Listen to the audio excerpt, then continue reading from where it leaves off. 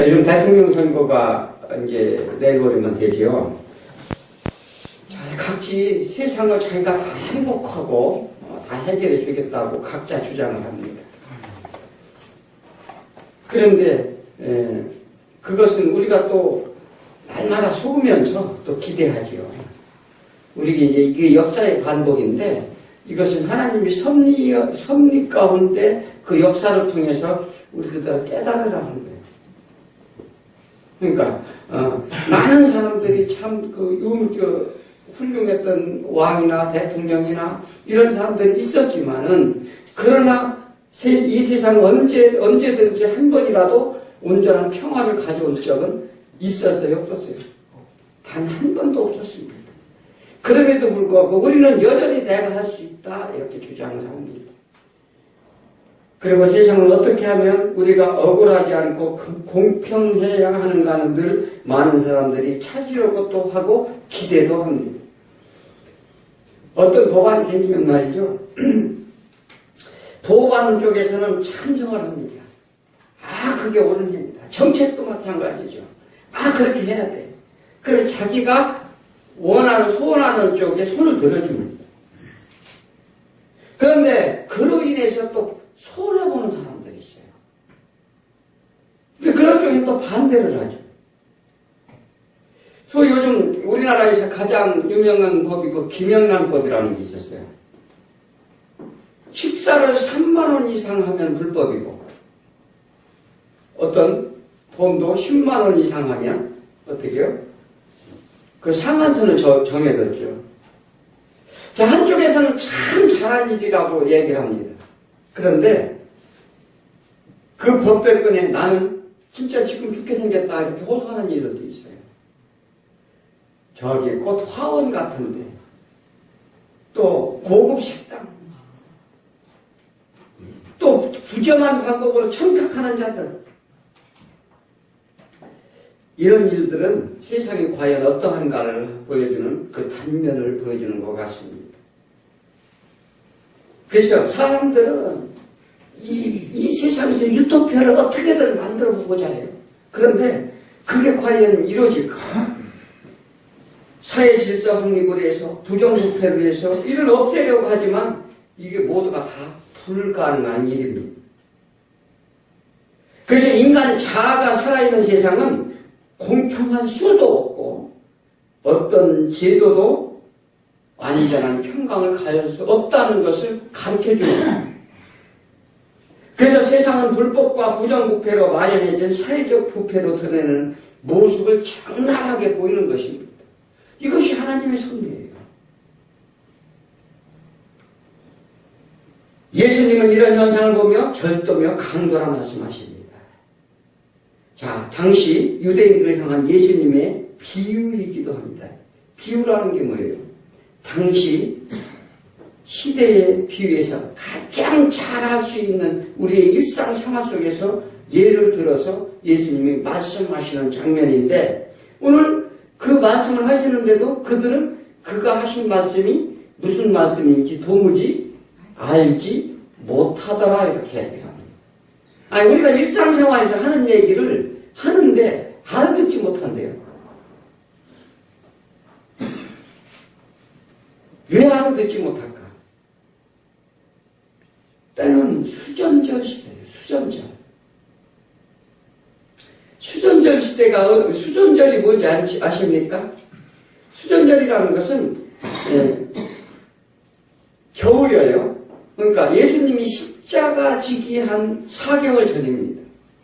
십자가 지실 때가 언제요? 4월달이죠. 부활절 4월달이 지났으니까. 그러니까 12월쯤 되죠.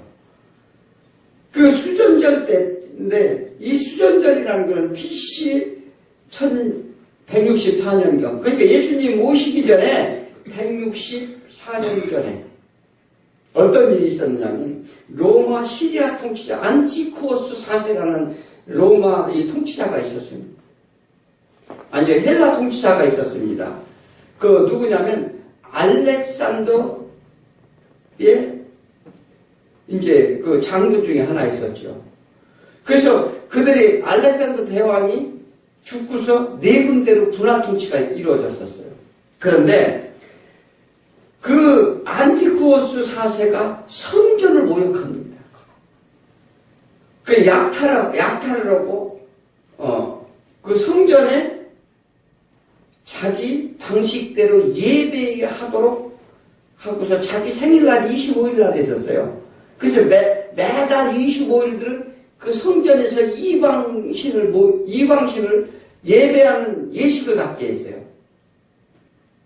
그래서 이거 성전 모독이라는 것은 이스라엘 민족에게 죽으라는 거나 다름이 없어요. 그래서 마카비라는 사람이 혁명을 일으킵니다. 혁명을 일으켜가지고 그들을 헬라인과 싸웁니다. 그래서 대항을 하죠. 우리나라 어떻게 해요? 일제시대 때 독립운동하는 거랑 똑같아요. 그래서 그들이 혁명을 일으켜서 똘똘 뭉쳐 싸워가지고 그 결과 협상을 얻어냅니다.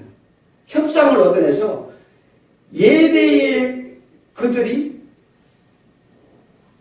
이제 하나님을 제대로 예배 드릴 수 있도록 성전 회복을 가져와요.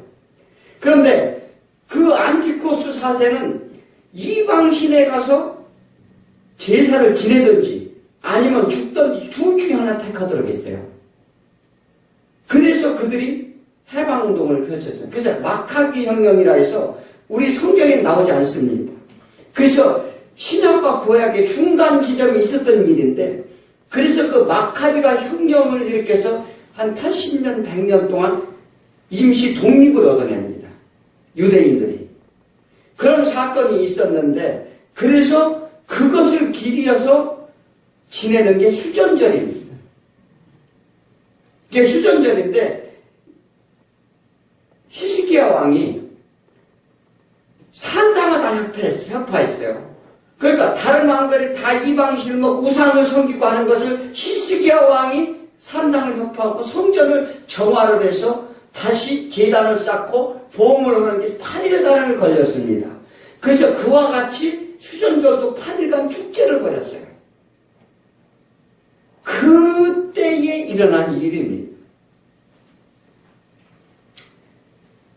예수님이 그때 뭘 했느냐면 날 때부터 소경된 자를 고치십니다. 소경은 뭐예요? 소경은 왜 소경이에요? 앞을 못 보는 사람이 소경이라고 그러죠. 세상을 볼 수 없는 사람. 소경보다 불쌍한 인상은 사실 없죠. 우리가 팔다리가 없어도 세상을 보고는 살잖아. 그런데 태어나서 세상을 볼 수 없다는 자체는 어떻게 해요? 정말 너무나도 그 불쌍합니다. 자, 그런데 왜 날 때부터 소경을 예수님이 눈을 뜨게 하셨을까요? 단순히 예수님이 능력이 있어 우리에게 육신을 눈을 뜨게 하셨는가? 대부분 소경을 눈을 뜨게 한 사건만을 우리는 관심을 갖습니다. 한 예수를 만났더니 하나님을 섬겼더니 소경도 눈을 뜨게 안진뱅이가 일어나게 하고 문둥병자가 고쳐지고 이런 일에만 우리 관심이 있어요. 왜 그러냐면 우리는 육신에 치우쳐 육신에 눈을 뜨기 원하길 바라기 때문에 그래요. 그런데 예수님이 지금 이 사건을 일으키면서 무엇을 유대인들에게 보이고자 하는가? 영의 눈을 뜨라는 거예요. 그거를 알려주고자 날 때부터 소경된 자를 고치는 그 기적을 베푸는 거예요. 예수님은 수많은 병자를 고치셨는데 병자마다 고치신 것은 단순히 병 고치는 핵심이 있는 게 아니에요. 무언가 우리에게 전하고자 하는 메시지가 있어서 그런 일을 하시는 겁니다. 그래서 유대인들은 그 뜻을 헤아리기보다는 자신들의 병을 고치기 위해 다 모여듭니다. 지금도 마찬가지예요. 지금도 예수 믿으면 병을 고친다 하니까 그것을 위해서 다 모여들죠. 그래서 소경을 고치신 이유는 너희들이 다 소경이라는 거예요, 지금. 왜 소경이냐? 그 예수님이 소경을 고치신 날을 안식일날 고쳤어요. 자, 안식일날 그들이 안식일날 뭐 하는 날이에요? 예배 드리러 가는 날이잖아. 예배 드리러 가는 날 소경을 고쳤어요. 소경을 고쳤는데 예수님이 하나님이 예배는 누구한테 드려요? 하나님한테 드리잖아요. 하나님한테 드리는데 예수님이 누구예요? 하나님이잖아요. 하나님이 와서 계시는데 보지를 못하는 거예요. 그래서 그날 소경이 눈을 고치는 거예요. 예수님이 너희가 다 눈뜬 소경이라는 거예요. 그걸 보여주기 위해서 이 안식일날 이게 눈을 고칩니다. 그런데 유대인들은 어떻게 해요? 안식일을 범했다 예수님을 핍박합니다. 이때는요, 예수님을 어떻게 하든 죽이고자 하는 그런 그들이 그래서 무엇이든지 트집을 잡아서 예수님을 죽이고자 했어요. 그래서 이 병자를 이 소경을 고쳤을 때 어떻게 했어요? 예수님을 죽이고자 낭떠러지로 끌고 갔어요. 그래서 예수님이 뭐라고 합니까? 이에 예수님은 차라리 너희들은 날 때부터 소경이라면 차라리 나았을 것을 눈은 떠있지만 보지 못하는 소경보다 더 못하고 오히려 불쌍한 소경을 고친 것에 기뻐해야 할 이 목자라는 자들이 소경의 눈뜬 자를 내쫓습니다. 그들을 출교시켜요. 소경을 이제 예수님이 안식일날 소경을 눈을 뜨게 했는데 누가 고쳤느냐? 저기 예수라는 사람이 고쳤나이다. 그러니까 그것을 그렇게 소문을 퍼뜨리지 않도록 그 소경을 고친 자 아버지까지 불러들여서 회유를 하는데 다 실패를 합니다. 그래서 출교를 시켜요. 그들이 출교라는 것은 종교를 믿지 못하게 하는 것은 그들이 죽음과도 같아요. 오히려 그렇게 했다는 거예요. 그래서 그런 것을 보고 뭐라고 합니까? 너희들은 거짓 목자라고 이 선한 목자의 피로로 오늘 이 시간에 말씀을 하시는 거예요.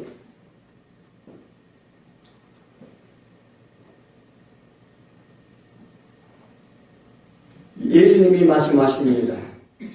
9장 39절에 뭐라고 말씀하죠? 내가 심판하려 이 세상에 왔으니 보지 못하는 자는 보게 하고 보는 자는 맹인이 되게 하렵니다. 맹인을 고치고 난 다음에 이 말씀을 딱 하시는 거예요. 자신들은 열심으로 하나님을 섬기고 선한 행동을 하며 안식일을 경건하게 지키고 하나님 법을 따름으로 구원을 받았다고 여겼습니다.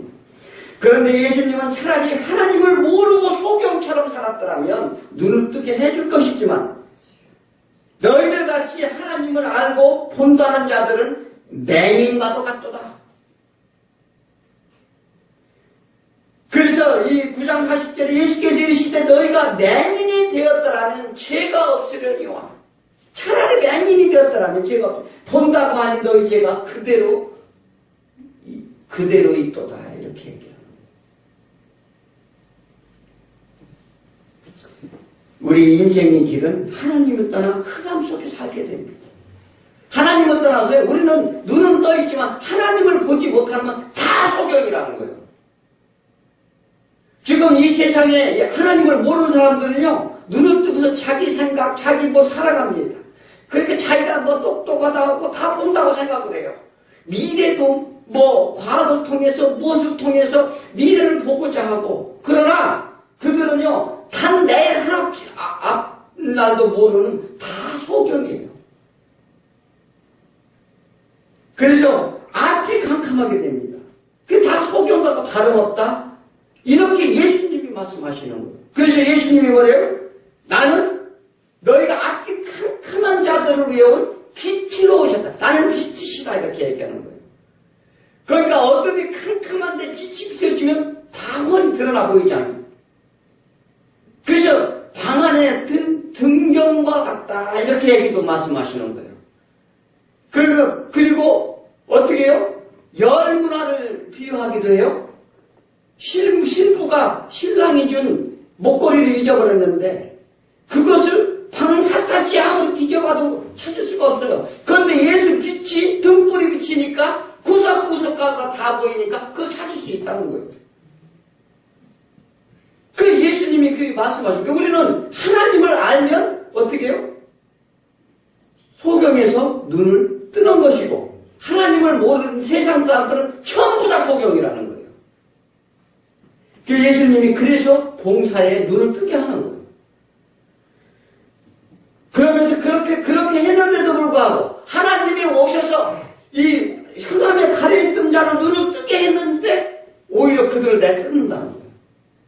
그게 너희들 거짓 목자라는 거예요. 참 목자가 누군지, 거짓 목자가 누군지 너희는 똑바로 봐라. 그래서 영안의 눈을 떠야 이것을 보인다는 거예요. 날 때부터 소경은 빛이 되는 예수님을 만나니 눈을 뜨게 되는 사건을 보여줍니다. 인생이 참된 길은 볼 수 있게 된다는 것입니다. 이것이 소경을 눈을 뜨게 한 이유입니다. 우리 근데 그런 이유는 그런 뜻은 우리는 보려고 하지 않고 단순히 소경이 눈을 뜬 사건에만 관심이 있어요. 그럼 신앙이 잘할 수가 없어요. 오늘 예수님이 양이 우리와 선한 목자는 9월이 참된 길이 무엇인지 모르는 소경들에게 눈을 뜨라고 주시는 귀한 말씀입니다. 그 양은요, 방어 능력이 없어요.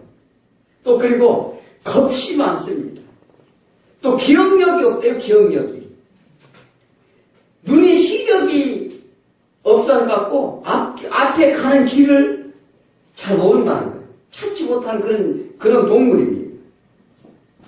우리 인생들에 비교하는 적절한 비유가 아닐 수 없습니다. 다 그렇다는 거예요. 저런 양을 얘기하는 것이 아니라 우리 인생들에 대해서 얘기하는 거죠. 그런데 예수님이 뭐라고 하냐면 아버지께서는 나를 아시고 내가 아버지를 아는 것 같이 나는 양을 위하여 목숨을 버리노라 이렇게 말씀하셨어요. 이것은 선악과 언약과의 관계부터 내려오는 것입니다. 그래서 하나님이 세우신 법이 있어요. 이것이 구속의 법이라고 하는데 이 구속의 법이라는 건 뭐냐면 우리가 잘 알아야 돼요. 선악과의 법이라는 것은 하나님은요 우리와는 달라요. 우리와는 다른데 뭐가 다릅니까? 하나님이 이러한 모든 것은 밝히 보이시는 것은 우리를 그냥 이렇게 왜 우리는 소경이라고 하는가? 우리는 시간과 공간과 물질에 잡혀있기 때문에 그래요. 그런데 하나님은 스스로 있는 자고 하나님은 처음이요 마지막이라고 말씀하셨어요. 그런데 하나님의 계획 속에는 이미 처음과 나중이 다 완성되어 있다는 사실이에요. 그런데 우리는 그거를 인식하지 못하는 거예요. 조금 있다가 그거에 대해서 좀 다시 한번 설명을 해드리도록 하겠습니다. 그래서 예수님이 나는 양의 문이다 오늘 이렇게 말씀하십니다. 양의 문은 누가 들어가요? 그 양은 누굴 가리키는 거예요? 양은 예수를 목자로 삼는 자, 즉 우리 성도를 가리킵니다. 그래서 이 양의 우리는 칼빈이나 루터는 뭐라고 얘기냐면 교회를 지칭한다 이렇게 말을 했어요. 그런데 예수님이 어떤 사람을 어떤다고요? 예수님이 부르는 양이라는 거예요. 예수님이 부르는 양. 예수님이 어떤 양을 우리를 지명하여 불렀나니 이렇게 하나님이 말씀하셨어요. 특별히 이름을 지명하여 부른다는 거예요. 당시 양마다 이 특징이 있었어요. 그래서 목자들이 각기 양의 이름에 별명을 지었어요. 여가 개코. 우리 이제 그런 거 많이 있죠. 우리 이제 고양이나 아니면 강아지 키울 때 어떻게 키워요? 다 이름을 부여하잖아요. 그래서 얘 뚱뚱이, 얘 원숭이, 이런 식으로 우리가 이렇게 별명을 입니다. 그래서 그 특정마다 목자들이 그 양에 대해서 이름을 붙였다는 거예요. 그런데 양은 희한하게도 그 목자의 음성소리만 듣는다는 거예요.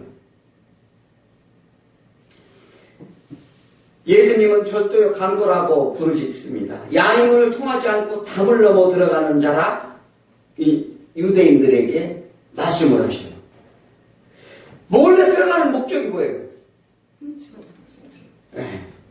그 뭐 좋은 뜻으로 가요? 도둑질하고 훔치고 자신들의 목적에 거짓을 가르치는 자들을 비유해서 이렇게 말합니다. 유대인들은 자신들의 모든 율법을 다 지켜서 의롭다 여겼고 자신들의 목자라 여겼으며 구원을 받을 길은 율법을 지켜야 된다고 생각을 했습니다. 그래서 예수님을 율법을 지키지 안식일 날 소경을 고친다? 율법을 어겼다는 거예요. 그 죽여야 된다는 거예요. 그런데 그들은 율법의 본질을 잊어버렸습니다. 율법을 왜 주셨나요? 금요일 날 이렇게 예배를 나오신 분은 좀 자세히 알 겁니다. 율법은 왜 주셨어요? 죄를 깨닫게 하도록 하고, 예, 율법을 지키면 지킬수록 어떻게 해요? 내 죄가 더 크다는 것을 알게 된다는 거예요. 그러므로 내가 죄인임을 신토록 하기 위해 주신 것이 율법이에요. 그래서 율법의 완성을 이루러 오셨다 예수님이 말씀하셨어요. 예수님은 율법의 완성을 위해 오셨다. 그런데 우리가 그것은 무엇을 얘기합니까? 우리가 할 수 없음을 알고 손들고 나오라는 거예요. 너희가 할 수 없으니 손들고 제발 좀 나와달라. 양의 의리에는 어느 양떼든지 모두가 함께 있습니다. 자, 그들은 뭐냐면 당시 이제 각각 목동들이 있었어요. 그러면 어느 집 김씨네 양떼, 이씨네 양떼. 우리는 농사짓고 살잖아요. 농사짓고 사니까 그런 게 없어. 근데 이들은 유랑민족이란 말이에요. 우리는 이 정착은 정착민족이라고 그래요. 농사를 짓는 것은 정착을 하는 거예요. 그래서 땅이 있기 때문에 땅을 떠나지 못하고 농사를 짓고 정착해 살지만 이들은 유랑민족이기 때문에 이 목표지를 따라서 항상 이동을 해야 돼. 그러면 임시 양의 우리가 있고 이 고정된 양의 우리가 있고 때로는 이 동굴로 된 양의 우리가 있었어요. 그런데 같이 저녁에 밤을 새우기 위해서는 밤에 양떼를 바깥에 그냥 놔두면 이리떼를 와서 다 잡아먹어. 그래서 거기 가면은요 그 이리떼 뿐만 아니라 개, 막 이렇게 들개, 막 이런 것들이 굉장히 많습니다. 우리나라 사람들 같으면 아마 다 잡아먹었을 거예요. 그럼 막 이렇게 떼가지고 몰려다녀요. 그래서 양떼를 막아먹으면 습격을 하죠. 그래서 보호하기 위해서 어떻게 해요? 예, 그 양떼를 여러 집 양떼를 같이 몰아넣기로 해요. 그런데 희한하게도 그게 섞일까요? 안 섞일까요? 그 양떼들이 주인을 알아본다는 거예요. 그 양의 특기가 하나 있어요. 특기가. 다른 건 다 미련없고 시력도 약하고 이 우둔하고 기억력도 없고 그런데 딱 음성 하나만 알아듣는다는 거예요. 그래서 주인이 목소리는 이렇게 이름대로 부르면은 주인 앞으로 다 나온다는 거예요. 그래서 특별히 그래서 양떼 한꺼번에 몰아넣어도 괜찮다는 것입니다. 자, 그래서 오늘 2절에 보면 뭐라고 했어요? 문으로 들어가는 이는 양의 목자라. 문으로 들어가는 이는 양의 목자라. 이렇게 말합니다. 우리가 양의 목자라는 것은 더 크게 보면, 양의 우리라는 건 더 크게 보면, 양의 우리에 있는 우리는 이 세상과도 같아요. 그게 뭐냐면, 세상과 섞여 있던 양들은 각자 목자의 부름에 우리에서 나오게 됩니다. 그런데 양은 유일한 특기가 목자의 목소리를 듣는다고 그랬죠. 그래서 어떻게 해요? 그러니까 우리 세상과 같은데 예수의 음성을 듣고 나오는 자가 있고 나오지 않는 자가 있다는 거예요. 그런데 이 유대인들은 사꾼 목자가 돼서 자신들이 사기만 관심 있고 양이 생명에는 관심이 없고 양들을 오히려 내쫓고 죽인다는 거.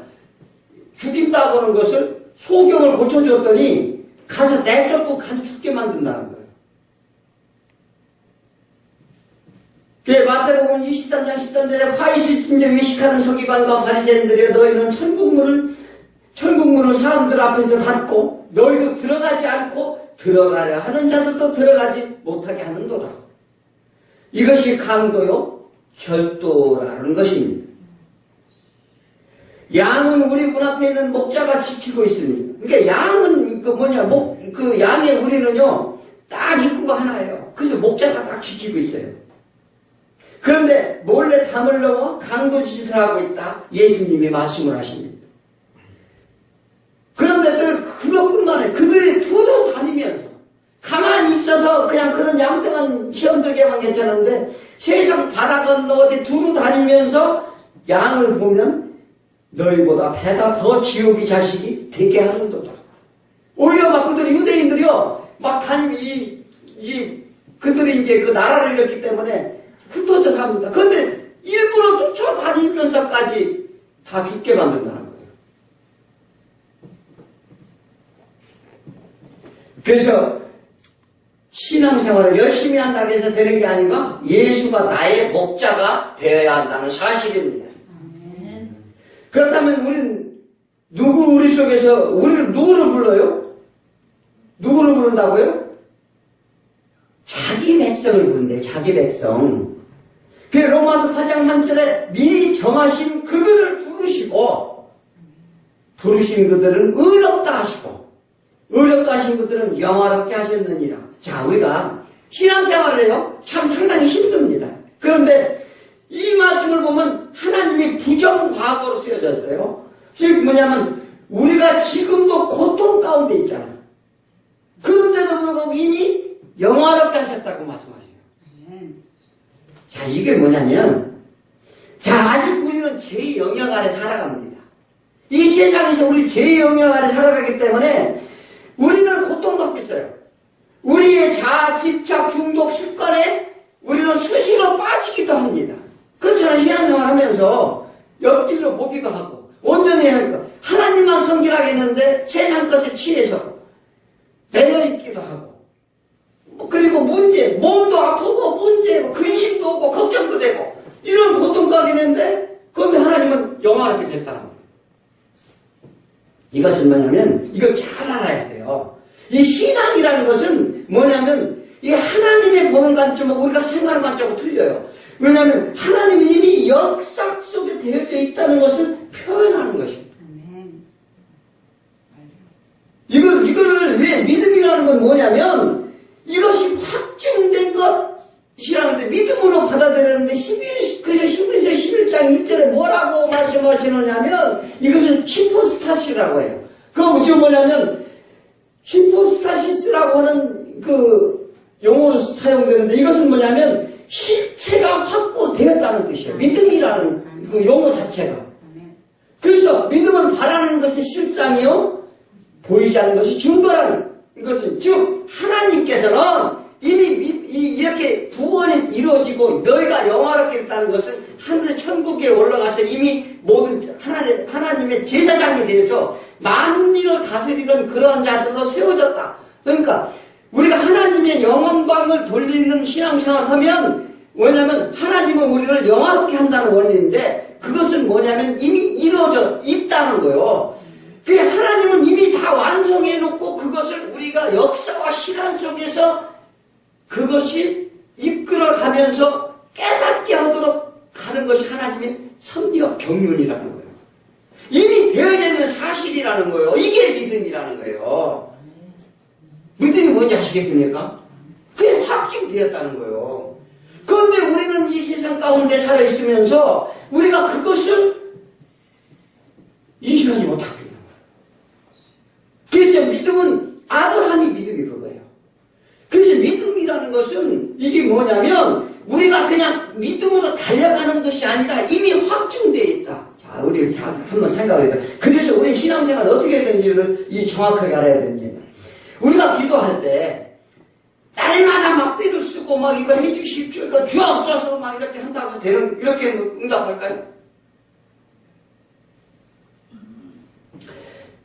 이는 믿음이 없다는 산 증거예요. 자, 도마가 예수님 십자가에 부활했다는 사실을 다 들었어요. 많은 사람들 증거했어요. 제자들이 얘기하는데, 나는 못 믿어. 만져봐야 돼. 못자국을 봐야 돼. 창으로 찔린 자국을 내가 소리를 만져보지 않고 난 도저히 못 믿어. 그러니까 예수님이 뭐라 했어요? 보지 않고 믿는 믿음이 크더라. 자, 믿음이라는 것은 이미 실체적으로 하니까 기도도 마찬가지라는 겁니다. 뭐냐면 우리는 날마다 가서 막 솔치고 울고 지져야 들어주는 게 아니라 뭐냐면 내가 이 주 안에서 드리는 기도가 되어졌다는 것을 믿는 거예요. 예, 이건 확실히 되었다. 하나님께 주실 것입니다. 이것을 확증하는 거예요. 그게 믿음이라는 거예요. 그러면 하나님께서 들어주신다, 안 들어주신다? 들어주신다는 거예요. 그러니까 하나님을 보고 바라보는, 내가 어떤 복음의 뒤로 달려가는데 난관이 있을 것은 뻔히 보여요. 그러나 하나님께서 나와 함께 하실 것이다 하면은 그게 그 난관이 어떻게 해요? 이길 수 있다는 거예요. 그래서 되어져 있는 사실을 믿음이라고 그러는 거예요. 그런데 그 믿음이 없으니까 맨날 헤매는 거예요.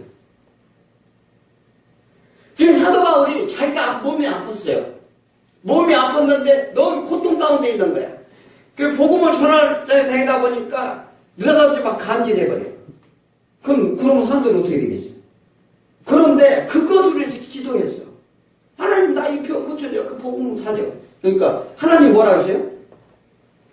내 은혜가 좋거다. 자, 그게 끝까지 매달려서 고쳐질 것 같으면 사도 바울도 날마다 그거로 해서 기도했지. 예수님도요, 기도할 때 하나님이 해주실 것을 아버지 뜻이 안에 있나이다. 딱 기도는 다 끝났어요. 그것을 믿는 거예요. 네, 그게 믿음이에요. 다른 게 믿음이 아니에요. 그런데 우리는 엉뚱하게 뭐 가서 그냥 매달리고 가서 막 갈매살 기도를 어디 막 이런 데 가고 맨날 뭐지 금식하고 막 기도해 하나님의 응답을 받는다. 이게 그렇게 하면 안 돼요.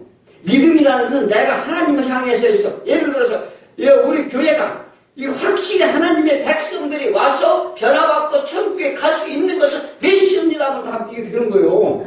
그리고 믿음으로 달려가는 거죠. 자, 우리는 예수님이 우리 이름을 부른다면 그 은혜가 족하다는 것을 아시기 바랍니다. 믿음이란 이미 창세전에 일어났고 그렇게 될 것이라는 하나님의 계획과 뜻을 얘기하는 거예요. 성경은. 그래서 절대성, 처음과 마지막이다. 이미 완성되어진 것이다. 이것을 너희가 깨달아라. 이것이 믿음인지를 믿으시기 바랍니다. 지금 현재 나에게 매여 있는 것에 대한 것은 예수님을 믿음으로 당연히 풀어준다는 것을 믿으시기 바랍니다. 그게 하늘에서 이런 뜻이 이 땅에서 이룬 것, 이 땅에서 풀리면 하늘에서 풀린다는 얘기가 같은 맥락의 말씀이에요. 그리고 그러면서 예수님은 누가 진정한 양의 문익인지를 말씀하십니다. 아모스 3장 2절에 보니까 내가 땅의 모든 족속 가운데 너희만 알았나니 그러므로 내가 너희의 모든 죄악은 너희에게 보호하리라. 내가 너희를 알았다는 거예요. 그러니까 이게 모든 죄악은 너희에게 보호하리라. 예수님이 부르는 것은 자기 양을 알기 때문에 부르는 거예요. 무엇보다도 알았다는 것, 안다는 것이 중요한 거예요. 사람이 친구지간이고 누군 안다는 게 중요하잖아요.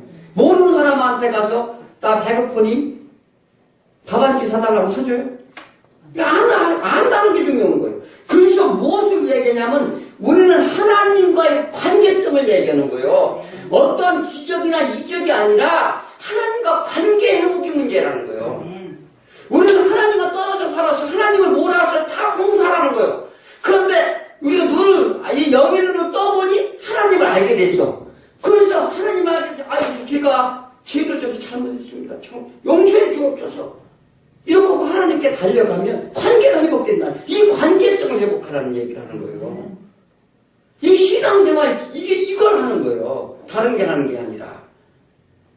그래서 우리는 이미 이루어지고 그 계획대로 이루어지고 성취된다는 사실을 믿는 믿음. 이거 믿음으로 감사해야 될 줄 믿습니다. 불평하지 마세요. 왜?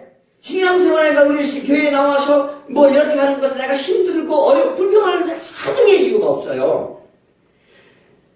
그러므로 왜? 하나님이 우리 이름을 아신대. 우리 모두 태초 예정된 선택받은 백성이므로 각자 이름이 불리워진다는 사실을 믿는 거예요. 이것을 누구라고 해요? 성경에서는 인침받은 자, 생명책에 기록된 자라고 합니다. 그 생명책에 기록된 자는 그거보다 다른 건 불평불만할 이유도 없고 다른 건 따질 이유도 없어요. 그래서 예수님은 두 번째로 선한 목자라고 오셨다고 했어요. 선한 목자? 예수님은 스스로 양의 문지기. 그 양의 문지기는 들어가는 문은 하나인데 문지기는 그 목자들은 저녁에 어떻게 자느냐면 그 문 앞에서 비스듬히 누워서 자요. 그게 아무도 못 들어가게. 짐승이나 이런 게 못 들어가게. 양이 우리에 들어가는 문은 하나밖에 없으므로 예수에는 구원의 길이 없다는 것을 말씀하시는 거예요. 그래서 요한복음 14장 6절에서 예수께서 이르시되 내가 곧 길이요 진리요 생명이니 나를 말미암지 않고는 하나님께 올 자가 없느니라 이렇게 말씀하십니다. 목자와 양은 불가분의 관계가 있어요. 그래서 양이 없는 목자가 필요 없죠. 또 반대로 목자 없는 양은 어떻게 돼요? 방황하게 되지요. 내가 인생이 무엇인지 내가 왜 여기 살고 있는지 조차도 모르는 거예요. 그러므로 예수님은 목자 없는 성도는 반드시 구원받는다는 것을 확신하시기 바랍니다. 그런데 실제로 우리들 마음 가운데 구원을 확신하다가 또 어떻게 하냐면 크고 작은 죄를 범하게 됩니다. 그렇잖아요? 자, 그런데 그럼 내가 과연 구원을 확실히 받았는가?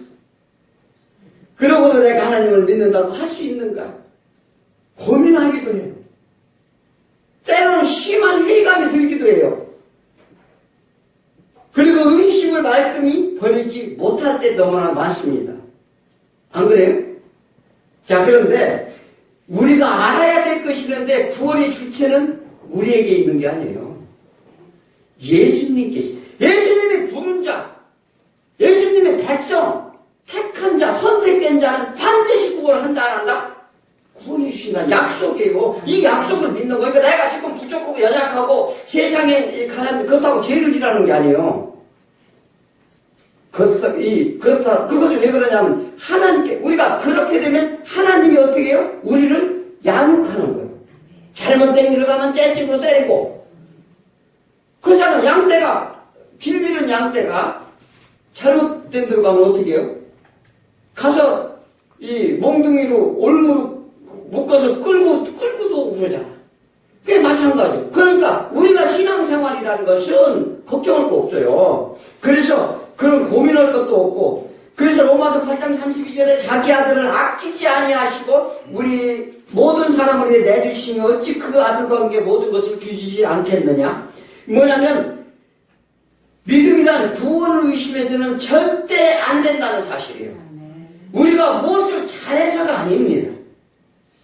다 예수님의 은혜 가운데 이루어진다는 사실을 우리는 알아야 됩니다.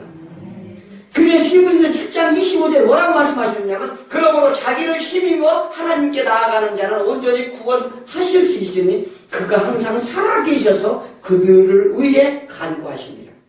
예수님이 항상 살아계시대요. 자, 우리가 이걸 알아야 돼요. 예수님이 살아계시다니까 무슨 예수님이 지금 이제 여기도 있고 전에도 계셨고 장차도 오실 분이고 계실 분이고 지금도 계신다는 얘기를 하는데 그건 아까 똑같은 얘기예요. 왜냐하면 하나님은 시간이 개념이 없어요. 그게 처음에 창세 우리 세상을 만들 때나 이 세상이 종말 때나 지금 늘 함께 함께 지금 그 시간 그 하나님의 뜻과 섭리 안에 항상 계시다는 얘기라는 거예요. 그러므로 우리는 우리 시각으로 하나님이 엊그저께 왔다 가셨는데 좀 쉬셨다가 내일 모레 오실라나 이런 게 아니고 하나님의 시간 안에서는 늘 함께인 거예요. 그러니까 이게 뭐냐면 우리 순간적으로 돌아가는 거예요. 우리는 그런데 이 시간에 갇혀있기 때문에 이 과거, 현재, 미래 이런 걸 따집니다. 그런데 그렇지 않다는 거예요. 그래서 우리는 이 모든 것이 우리의 노력으로 할 수 없는 게 예수님이 간구하심으로 되어진다는 사실. 예수님이 우리를 간구하신대요. 그래서 예수님이 부활하시고서 올라가셔서 그 후에 사시는 일이 뭐냐면 우리를 위해서 기도하고 계시다. 죄가 허물로 인하여 죽을 수밖에 없는 우리를 죄 없다 하시고 의롭다 인정한 이가 예수님이시라는 걸 믿으시기 바랍니다. 그러므로 예수 안에서 참 평안을 누리라는 거예요. 로마서 5장 6절에 그러므로 우리가 믿음으로 의롭다 하심을 받았으니 우리 주 예수 그리스도 말미암아 하나님과 화평을 누리자. 이 하나님과 화평을 누려야 돼요. 이 세상 인간 사람들 아무리 의존하고 거기에 기대고 뭐 돈에 기대고 해봐요. 화평이 없어요. 그래서 관계 회복을 해라. 그래서 늘 뭐냐면 우리는 하나님 안에 있을 때 그래서 너희가 내 안에 내가 너희 안에 이 얘기를 계속 하시는 이유가 이게 포도나무 비유에서도 그렇게 말씀하시는 거예요. 이게 포도나무에 붙어있어라. 그래서 하나님과 연합이 목표 아담과 하와가 너희가 연합해서 하나가 되라. 신랑과 신부의 관계 교회와 예수와의 관계 그 교회는 예수님이 머리시고 몸이시다. 그러니까 너희들은 하나이다. 이것을 계속 말씀하시는 이유는 화평의 관계를 얘기하는 거예요. 가족 관계를 얘기하는 거예요. 하나님과의 관계 회복은 예수를 믿는 믿음에서 오는 것이므로 참 평안이 있다는 거예요. 그래서 오늘 구절을 한번 읽어볼까요? 뭐라고 하죠? 내가 문이니 누구든지 나로 말미암아 들어가면 구원을 받고 또 들어가면 나오면 꼴을 얻으리라. 그 꼴이 뭐예요? 꼴을 얻는데 꼴은 양이 꿀을 먹어야 살지, 꿀을 안 먹으면 살겠어요? 양떼가, 목자가 이 목초지로 돌아다니는 이유는 뭐예요?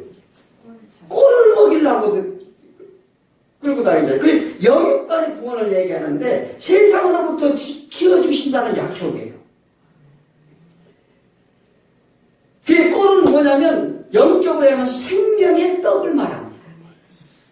그 예수는 나는 생명의 떡이니 그 성찬식 하는 게 그 먹는 이유가 그 생명의 떡이에요.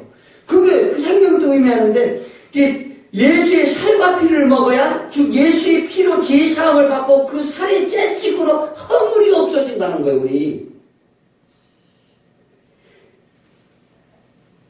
성경 속에서 사드락과 메삭 아벳느고가 풀무불에 들어갑니다.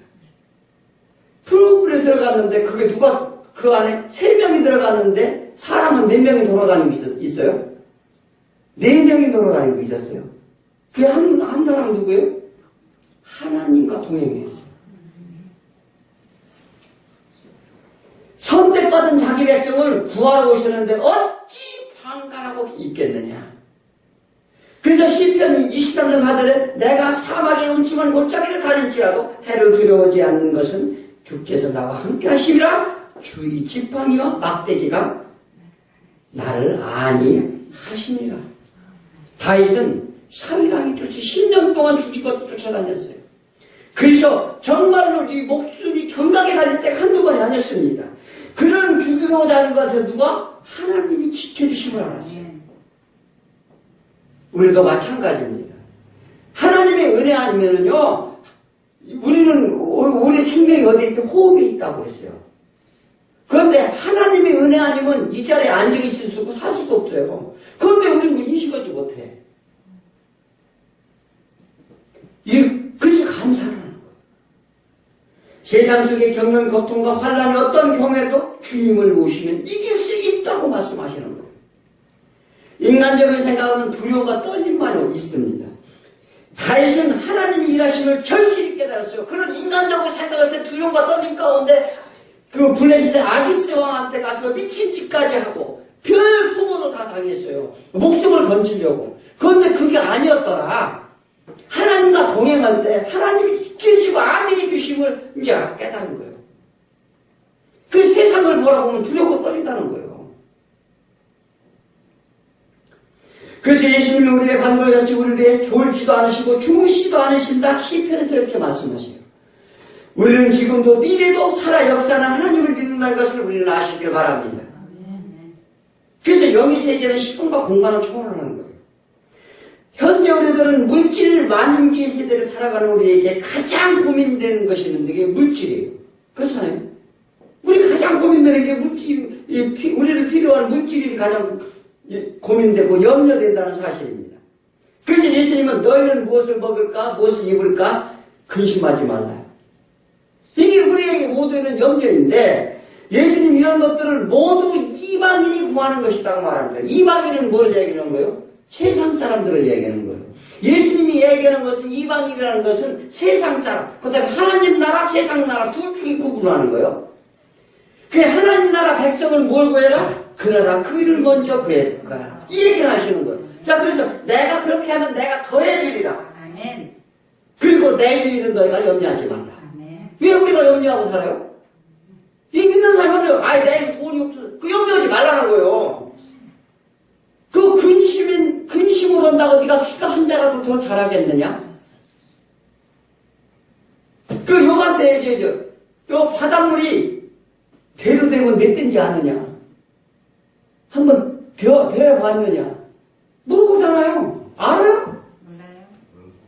알지도 못하는 걸 왜 염려하고 있느냐는 거예요. 너는 하나도 모르면서 내일이 어떻게 될지도 모르면서 왜 염려하고 사느냐는 거예요. 내가 있으니 내가 내 길을 안내하리라. 염려하지 마라. 아멘. 내가 먹여 살려줄게. 아멘. 왜 염려하고 근심하느냐? 그런데 우리는 물질에 대해서 염려하고 근심하는 거예요. 이건 세상이 주는 거라는 거예요. 이게 믿음이라는 거는요, 신기한 거예요. 그거를 체험해야 돼요. 세상은 내게서 언제나 근심 걱정이 떠나지 없는 것이 세상입니다. 이를 피할 방법은 세상에 없습니다. 오직 예수님만이 피할 바이시오. 우리를 지켜주시는 산성이시오. 이걸 우리 믿는 거예요. 그래서 마태복음 7장 11절에 너희가 악한 자라도 좋은 것을 자식에게 줄 줄 알거든 하물며 하늘에 계신 너희 아버지께서 구하는 자에게 좋은 것으로 주시지 않겠느냐. 우리 뭘 주신다는 거예요? 자, 우리가 이걸 알아야 돼요. 자, 좋은 것으로 준다는 것은 우리가 미래를 몰라. 내일 일을 몰라요. 그런데 우리는 가장 관심 있는 게 현재 오늘 살지만 내일이 어떻게 될까 제일 염려되는 거예요. 그래서 돈을 버는 이유도 거기 있어요. 오늘 새끼 쌀만 있으면 오늘 사는데 내일이 걱정되잖아. 그러니까 열심히 이러잖아요.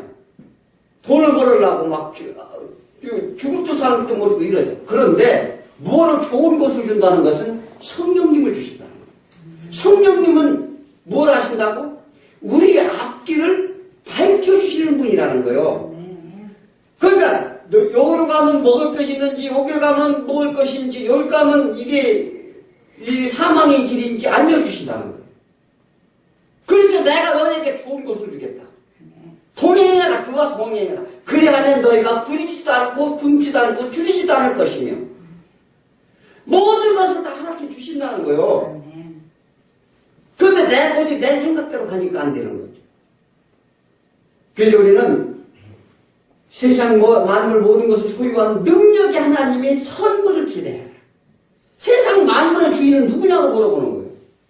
그러면 내가 주인인데 내 자식한테 내 걸 주겠다는데 누구를? 너희는 그걸 믿지 않는다는 거예요.